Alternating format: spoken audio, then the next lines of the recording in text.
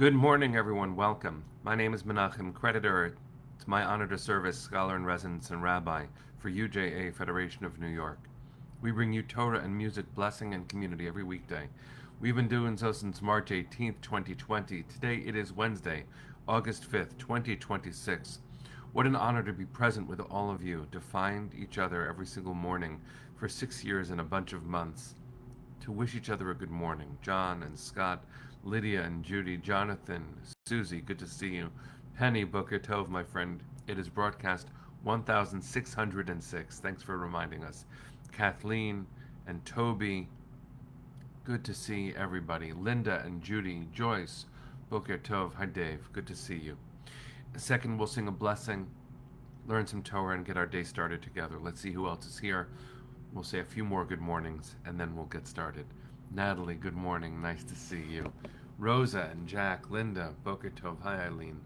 Arlene, good to see you. Okay, here we go.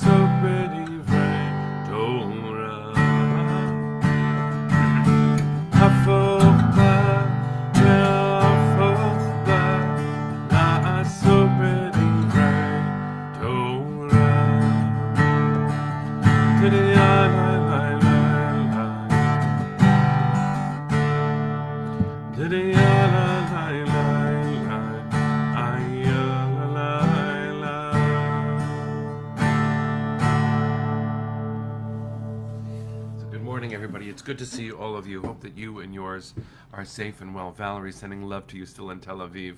Really good to be able to have you ground us where we are and where our hearts are always aimed. Tel Aviv, Jerusalem, it's close enough from this angle that I'm hitting both at the same point, which is a real blessing. So it's good to see all of you. I hope that you are doing well. Yesterday we shared a very heavy topic, and I wanted to say how important it was and is to be able to have deep conversations about difficult things in a Torah context, because it reminds us that Torah is about everything.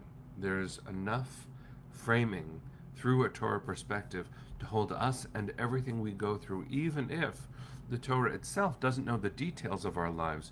The parameters of living are contained in its wisdom. It's one of the reasons that as a Torah is carried around, we kiss it, because it is constantly kissing us, giving us the kind of support and strength that we need in order to continue our lives. So let's look at something a little bit more uplifting today. There is a very, very well-known phrase, V'samachta b'chagecha. This is in our Torah portion in Reeh this week. V'samachta b'chagecha literally translates it as, you shall rejoice in your holiday, in your festival. The Chag is understood in the Torah as referring to three pilgrimage festivals: Passover, Sukkot, and Shavuot. Not in that order, it's Passover, Shavuot, and Sukkot. And the thing to know about these days is that we show up. But the thing that often is less known is the command to rejoice. And what's complicated about this is we often say about Torah that it isn't about the emotions. Loving is not, it is a feeling, but it's not only about a feeling. We're not commanded to feel, we're commanded to embody, to act in the way that love would guide us. And so that's something very important for us, and that's the point I wanted to make today. The verse, this is chapter 16 and verse 14 of Deuteronomy. The Hebrew is V'samachta b'chagecha, ata uvincha uvitecha, v'avdecha v'amatecha, v'halevi v'hager v'hayatom v'halmana, asher bisharecha. You shall rejoice in your festival with your son, with your daughter, with your male servant, with your female servant, with the Levite, the stranger, the orphan, and the widow in your communities. And the thing to understand about this command is that it actually sets the tone for all of Jewish tradition, focusing on the holidays. Number one, what does joy mean? Especially because there are many moments where happiness doesn't feel like the mood. It's not the way that we would frame the moment. It might not be the way that we feel. Is the Torah actually commanding us to feel joy on a schedule? Of course not. Of course not. We cannot be commanded to feel. Just like Shiva, while framing grief, doesn't mean that grief ends when Shiva ends. Joy does not come on schedule. But if you look closely at the verse that I just read, it contains everybody. It points to your son, your daughter, your male servant, your female servant, the Levi, the stranger, meaning someone who's in the community but not of the tribe, the orphan and the widow that live with you. And what is the command?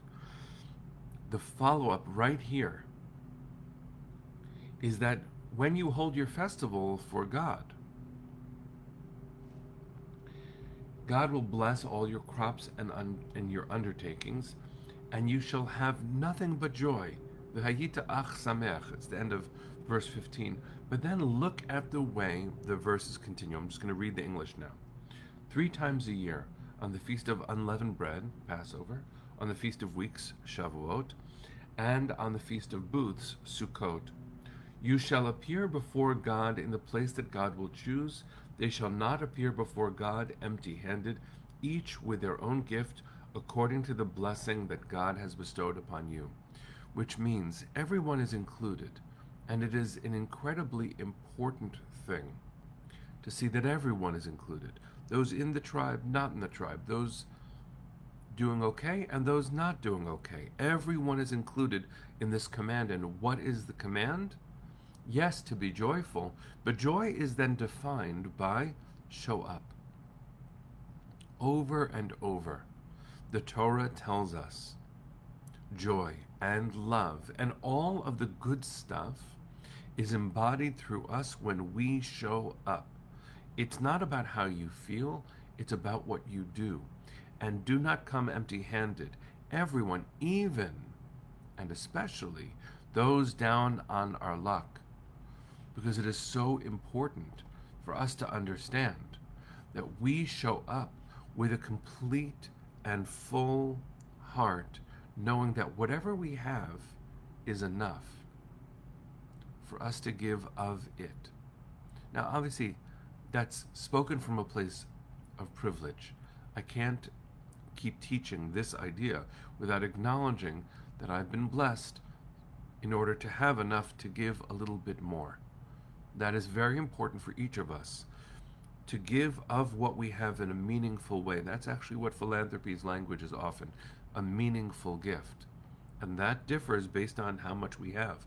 But no one has too little to give, and that should make us happy.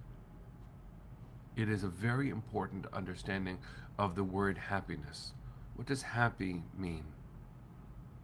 Happy means I am part of something larger than myself, and whatever I have is enough for God. That is a deep kind of simcha. That isn't the ephemeral laughter happiness.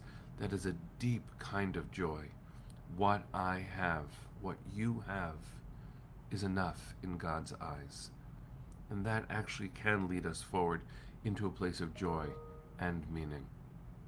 Blessing us, blessing you, to remember that you have enough. I have enough. We have enough in order to give. And that should make us very happy. Let's send our hearts to the east and sing, friends. Kol hod balevav pnima nefesh Yehudi homia ulfatei mizrach kadima ayin letzion tzofia od lo avda tikvateinu התקווה בת שנות 2000 להיות עם חופשי בארצנו